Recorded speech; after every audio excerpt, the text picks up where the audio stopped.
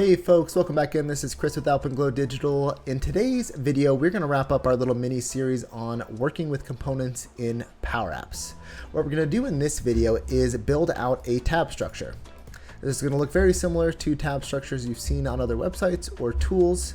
And the way it works is we're going to build a component, just like we had our header component in part 1. Which is up here. It looks all black because we didn't define the default values for some of those. But we're going to create a separate component here that allows you to feed in information. It'll allow you to specify the icon and the tab name.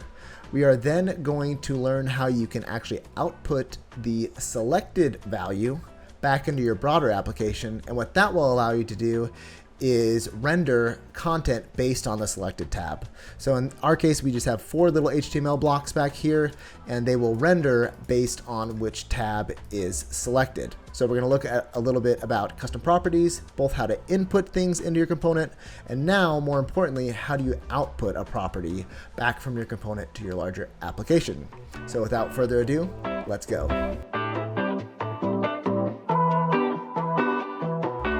Hey folks, welcome back into Power Apps. Here is our application as we left it after part 1 in this series. Just a quick reminder, we have one screen, one component header, which was defined over here in our components tab. And what we're doing with the header is simply passing it a few parameters via custom properties, allowing us to add our own text and choose the icon up here on the right, and our header fill color, which is the background color, and the text color, which we're using for the icon and the actual text. So what I want to do next is create a tab structure. And the tab structure is going to be a separate component. It's going to allow folks to tab through it. And then what we're going to do is we're going to alter the content they see over here on the right based on which tab is highlighted. So it's going to be kind of similar to the header in that we will have some custom properties, but the main difference is we're going to have an output property in the component itself. So we're going to read some data within the component, we're going to output it to the larger application, and that will allow the application to see which tab is selected and to know which content to render. The first thing we want to do is create our component. So I'm going to come back over here to our components tab.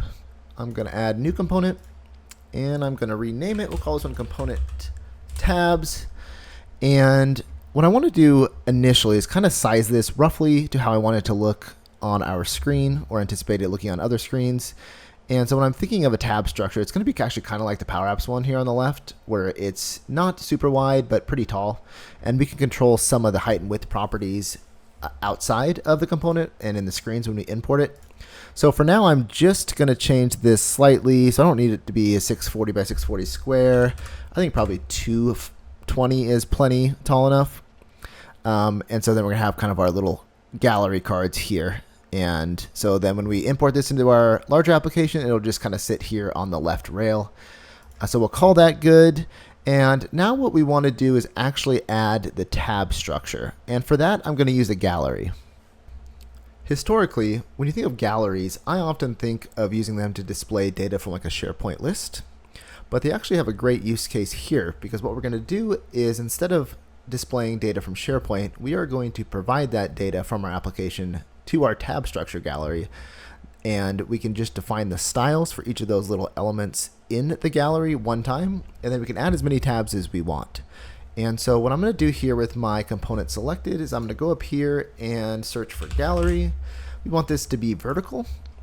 And so I'm going to add it here. We are not actually going to attach it to an external data source. We are going to define the items property, which is kind of the data source, ourselves. So we're going to get a default one from Power Apps, and we are going to kind of write this out the way we want it to look when data is passed from our application in. So it's going to get a little overwhelming for a second, but I think it'll start to make sense once we add some widgets to our gallery and you can better see the information we're trying to pass to it. So let's do that now.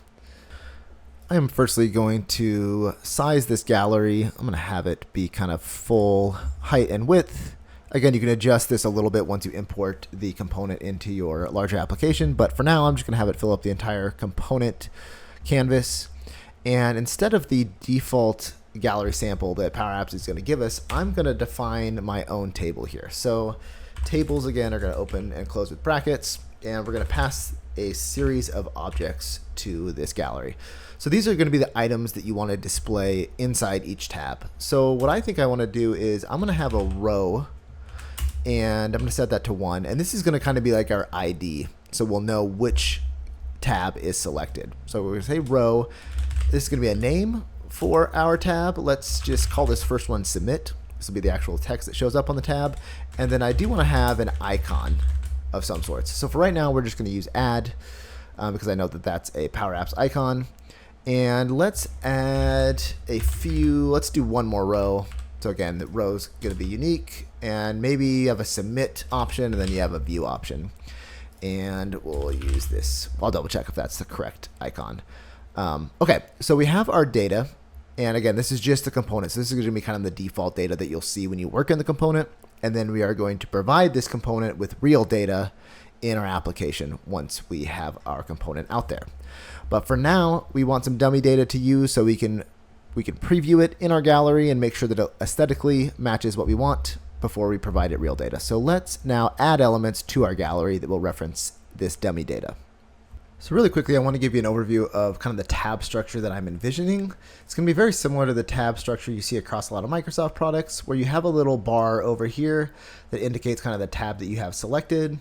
You have an icon, and then you have the actual name of the tab. And so that changes based on which tab you have selected. The little bar is not visible for tabs you don't have selected, and it is visible, or at least a darker color, for the tab that is selected. So that's kind of what we're aiming for aesthetically. So there's 3 components here. There's the bar, an icon, and a text label.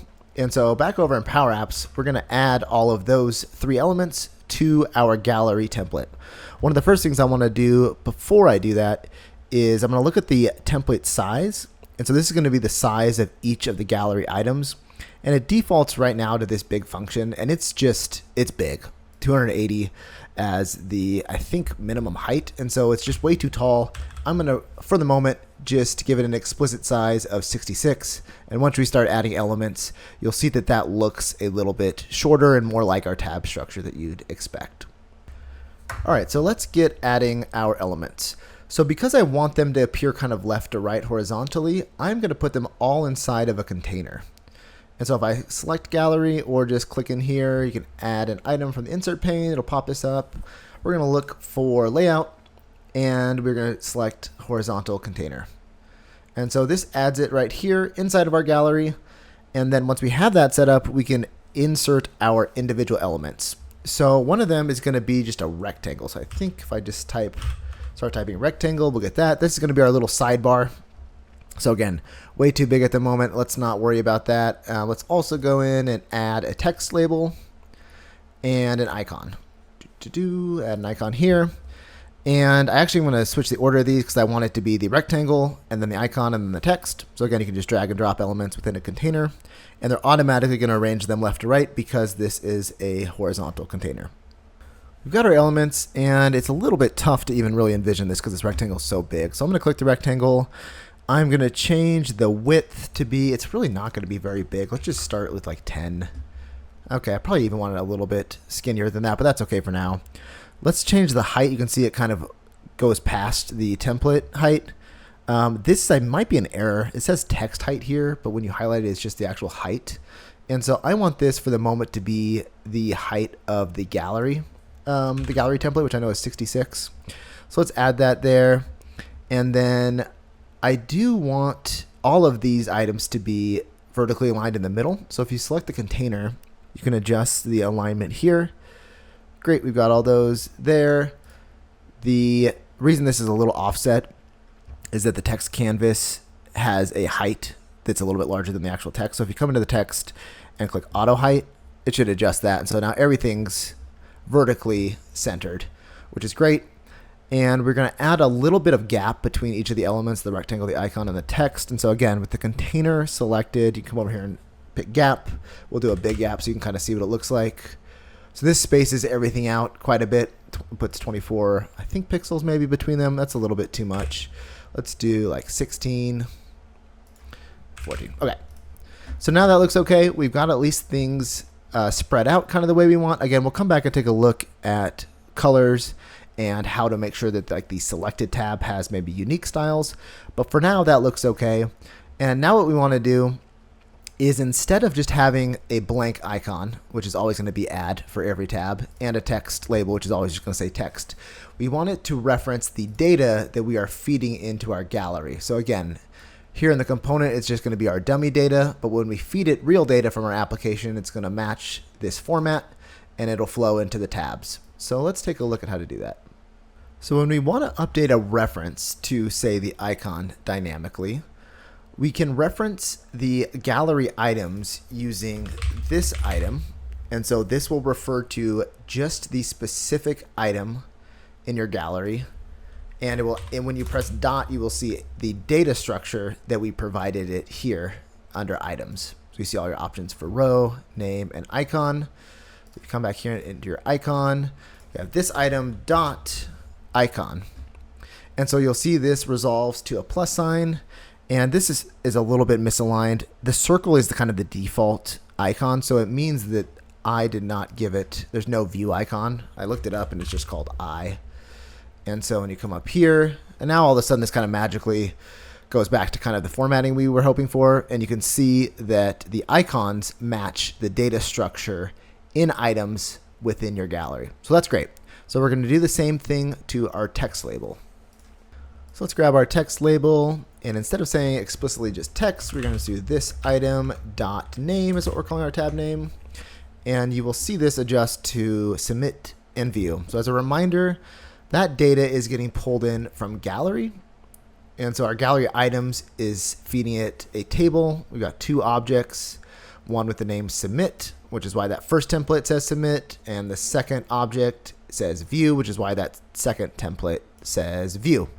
And so it's very helpful when you're building components to pass in data like this. So it's the same structure, row, name, icon, as our final data, which will get fed from the parent application. But the values aren't necessarily what the final values will be. We'll be able to define those from the broader app. But we want at least the data structure to be similar here in our dummy data so that we can visualize what this component actually looks like. I do want to soon adjust the styling a little bit so that when something is selected, it looks a little bit different than the items that are not selected. But I think it's helpful at this point to import this into our solution. And that way, when you make changes, we will be able to see them here in our solution and kind of better visualize how this broader application will work. So what I want to do is I'm going to put the tab component here on the left, and then I'm going to have this section over here on the right be for actual content. So inside my screen, I'm going to add a horizontal container. Again, this will help automatically align the child components, which are going to be our tab structure component on the left, and then just kind of content on the right. For whatever reason, the containers are notoriously tough to grab. Okay, and I'll just expand this over here. And so now we can go in here and add, again, if you search for components, you'll see your options. We're going to add tabs. Here it is over here. And inside here, I'm also just going to add, let's just do another like container. And this will just be kind of for our content on the right. Okay, cool. So we have one container here with our component and another container here that we'll eventually add like some text to so you can kind of tab through it. But this looks good. So this looks exactly like our component did over here, just now on our broader application. One thing I am going to do is make this full height. And so if you select the component, you can come over here. Again, text height doesn't seem like the right property. It's odd that it says that. And if you do parent.height, it will make it take up the entire height of the parent, which is this container. And so this container is set to 680, and so therefore your component will be 680. Great, that's looking good. All right, back over here in our component, let's adjust a few of the styles. So instead of the icon being this blue, I'm going to change it over here to just black. I'm going to make sure the text is also black. And I'm going to change this blue bar to something maybe a little bit brighter. And that looks fine. Again, these are not styled dynamically, meaning that there's no difference between the selected item and the item that's not selected. But I do think that I want to adjust kind of the background color and then have the bar show for selected items and not show for items that are not selected. So let's take a look at how to adjust those dynamically. There are a few ways that we can adjust the background. You could come in here to container and adjust that dynamically. You could adjust the color property here. But if you come up here to gallery, there is a template fill property, which is going to be defaulted to just transparent. So you won't see anything, you'll just see the background white color. And we can make this conditional. So let's do an if statement. So what we want to say is if the selected item in the gallery is equal to the individual item we care about, then we want to adjust that color. And so this will make more sense in a second. So let's take gallery2.selected.row. So again, this is part of the items property data that we fed it. If that is equal to this item dot row, meaning the item that was selected in the gallery is equal to the template we care about, then we can change the color. So let's change the color. Let's just do something. We're going to change it to Alice Blue. And if not, then let's do like beige. And so this might look horrific, but let's just take a look. Cool. So in your component, it will just default to the first item being selected. So you can see that this resolves to true for the first item because it's using the Alice Blue color. And then the second tab is not selected, and therefore the color is set to beige. So I want to adjust those a little bit, but that is kind of how you can set up conditional logic to check which item in the gallery is selected and then adjust properties accordingly. So if we pop back over to our screen, we can see those changes were made. We have our first tab that is defaulted. Again, since we haven't fed it any data, it's just going to use the component default data. And so now if we play it and click it, you can see that it's changing which item in the gallery is selected and thus how the background color for that item is rendered. So I don't love the kind of beige color. I actually think the Alice Blue is probably okay for a selected tab. So let's go back to the component. Let's go back here to our template and let's just, instead of beige, let's just have this be transparent. So there just won't be any color for it. I'm going to get rid of, at the container level, there's a drop shadow. I'm going to get rid of that. And so you kind of can't see that. Kind of the shape of the container anymore, but it is there. And the other thing I want to do is I want to make this rectangle show up kind of conditionally. So at the moment it's just set to have a visible property of just on or true. And what I don't want to do is toggle the visibility on and off, because I think when it's turned off, it won't take up any space. And so your tab's going to jump over here to the left and your icon and your name are going to be misaligned. So what I think I want to do is just change the color. So we're going to do kind of the same thing. So if gallery2.selected.row is equal to this item.row, then we want the color to be whatever color we kind of chose. I can't remember, azure maybe. Otherwise, we just want it to be transparent. So let's see what that looks like. Okay, so Azure is, oh my gosh, Azure is very light. Okay, so I didn't want to do that. Let's change something other than Azure. Let's pick a different blue. Let's do like blue. Okay, cool. So now this rectangle is here in the item that's not selected. It's just transparent. And so that allows us to maintain alignment with the icons and the text. Jump over here, you can see those changes reflected. And now when you bounce around, you can easily see which tab is selected. I want to make a few more styling adjustments to the selected tab. So not only do I have this background color, but I'd like this text font weight to be a little bit bolder when it is selected. So if you come down here, select your text canvas, click font weight. Right now it's just set to normal. I'm going to do another if condition, which is going to be the same thing as before. Gallery2.selected.row is equal to this item.row. Then it's not font weight. I got in trouble here. It's not one of these actually. If you just start typing weight, for whatever reason, it's text canvas.weight that this likes. I don't know why it's not font weight and text canvas instead, but in doing font weight, it didn't adjust anything. So if you do text canvas.weight, you will see that this is bolded, and then the item that's not selected is normal here. The other thing that I want to do is adjust the icon. So there's not a lot of properties you can adjust with the icon, but one of the ones that you can is the style.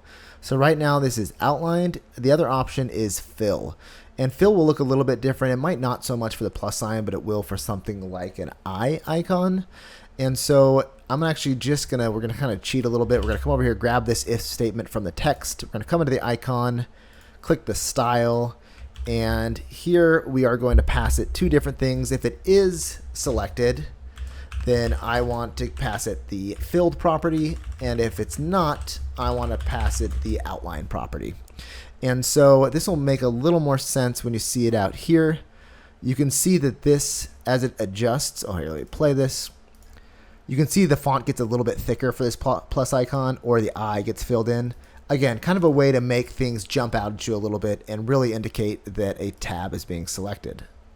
Stylistically, this is getting really close to kind of the final output. This might not be the most beautiful thing in the world, and I trust that you probably have better design skills than I do, but this gives you a few of the tools you might need to adjust styling for your little tab gallery.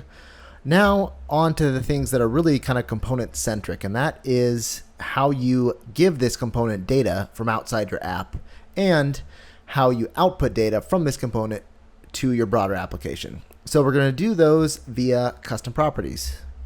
So if you pop over here to the properties pane, if you have your component selected, we're going to click new custom property, and we're going to give it a display name, and this is going to be custom tab table. And so this is the data that your broader application is going to feed into your component. Again, you don't need to adjust name. That's just going to remove any spaces and things like that that you might have to make it easier for Power Apps to digest. Could add a description if you wanted. I'm not going to. The property type is data, and the property definition is input, because again, this is being input from your broader application into your component. And the data type we care about is actually going to be a table. And let's click create. Now that we have that property defined, if you click your component, you can come up here and you can see it outlined as a selectable property. So right now it's just going to give you sample text. And what you could do is no longer do you need for your gallery.items to kind of be your table data. Again, this is still dummy data. You can remove this. I'm just going to cut it because I'm going to paste it again later. And then you can reference components tab dot custom tab table.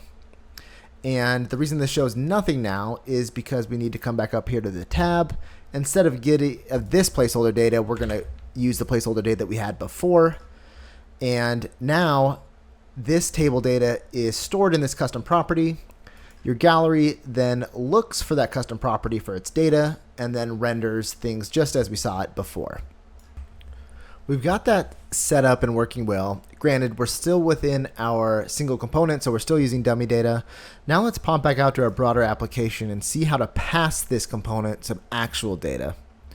So if you select the component, you'll now see a custom property, which is over here. And if you click this, you will see the custom property tab data, and we want to give it something different. So this is just going to show you the default data which your component housed, and let's give it some real data, in quotes, of course.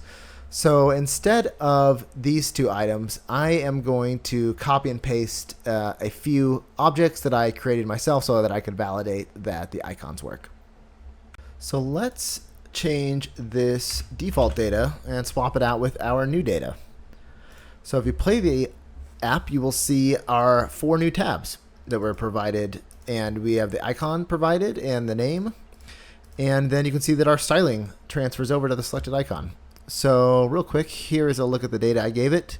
Again, each row property is going to be unique because we need to know which tab was selected, and then name and icon properties. And so I double checked that these icons corresponded with the Power Apps icon before I punched them in. And now our tab looks good. One of the things that I like to do is, instead of providing maybe this table right here into your component, works just fine. What I often like to do is I'm going to grab all this. I'm going to come up here to the onStart property for my app, and I'm going to set this to tabs value. Again, I'm just setting a variable when the app first loads. The value of that variable is set to this giant table, and then in the component, I'm just going to pass it the variable name. And so that way I keep all of my initial app values running right when the app starts. And so if I click run on start, then you can see it sets this tabs value variable to our table, passes it in to our component via custom property, and then renders the tabs like this.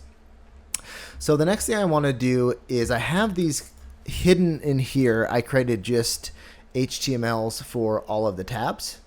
And I want to be able to show those tabs based on a tab content, pardon me, based on the selected tab. So right now they're just basic HTML items that are all set to false, and we're going to have this visibility change conditionally based on the tab that's selected. All right, I had one too many HTML containers, so I got rid of one. Now, when you think about toggling the visibility for these containers based on the selected tab, you might think that, hey, maybe I can go access like that gallery that is inside of the component. So if we were to type gallery2 dot nothing, so you can see it immediately doesn't recognize gallery. And that's because gallery is scoped just inside this component. It's not made available elsewhere. And you also can't do like component tabs dot gallery2. You can't access little child elements that way. So what we need to do, we'll change this to false for a second. We need to come in here to components, and we are going to add another custom property to our tabs component. And this is going to be an output property. And so this is going to feed a value outside of this component back up to the larger app. You can then use that value to determine what the selected tab is, and therefore render the visibility of your different elements. So just like we did for our custom tab table property, we're going to come over here. We're going to create a new custom property. This is going to be called the selected tab. I'm not going to worry about a description at the moment. It is going to be a data type for property type. It's going to be an output in this case. So the component is going to do something and then output that value to the larger application. And the data type that we're going to pass is a number. And so what we're going to pass them is the selected row. And so remember in our tab data, let me create this real quick. If you come back over here and you look at our table, this is what's unique about each item is the row, and those are numbers. So that's why our output variable is going to be of type number. So we've got that now as part of our components tab. If you come up here, again, you'll see selected tab. For whatever reason, defaults to 100, but what we want it to default to or be set to is going to be the selected row. So now we can access gallery2.selected.row. And so this will set the value of selected tab to whatever the current selected row value is. We will then have access to that number or that variable outside in the broader application. So let's pop over here to our app. Back over here in our application, if we go to the tabs component, you will not see the custom property listed here because we're not feeding it data. Its data is getting fed the opposite direction. But if I click like my created HTML, which again, visibility is set to false, if I say if the components tab, so again, this is just referencing our component, dot, and you will see selected tab as an option. So we can access that custom property. And if we can say if that value is equal to 1, then I want to render this HTML. If not, I want it to be false or not render. So because it defaults to the first tab, aka 1, then this renders to true. But if we tapped around, you'd see that that goes away. And now when you click create, this pops back up. So what you do then is let's go back here, grab this. For like the find resources HTML, instead of visibility, you'd say, hey, if the tab row is selected to 2, I want that to show up.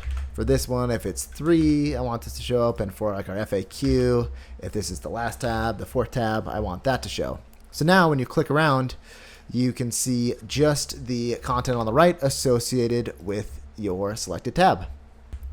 Alrighty folks, that does it for our second and final part in this Working with Components mini-series. The nice part about this example is it shows you how to not only feed data into a component, but then once you have data in that component, do something with it and then output something back to your larger application. Again, very similar to kind of traditional web development where you maybe have a child component, you need to feed it some data from the parent, do something with it, maybe feed data back from the child to the parent. The really nice thing, again, about components is if you built a beautiful tab structure and your team loves it and somebody comes and says, hey, can I have that tab structure for a different app I'm using? You can go into components, you can export it, they can import it, feed in their own data, so they have their own icons and tab names, and then they don't need to build it from scratch. So a big value add, again, to components is reusability. So go out there, build some components, share them with your friends, and have fun. Thanks for watching.